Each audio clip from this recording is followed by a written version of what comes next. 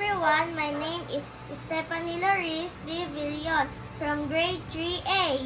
Welcome to my vlog. Our topic for today is about earthquake preparedness, or during and after. For the earthquake, I am playing Legos. Make it happen.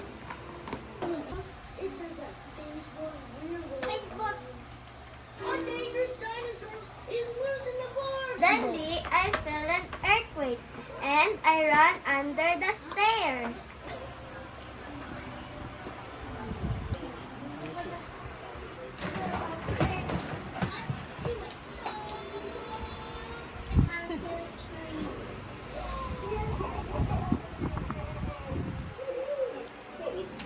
I sit down and cover my head.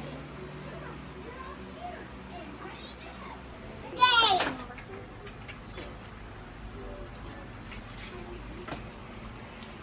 Ho, ho, ho. Oh! Go. Steady. Go.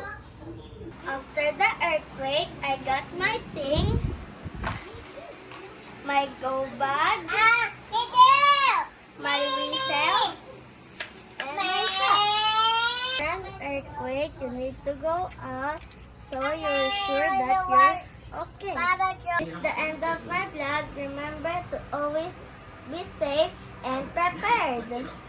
Thank you for watching.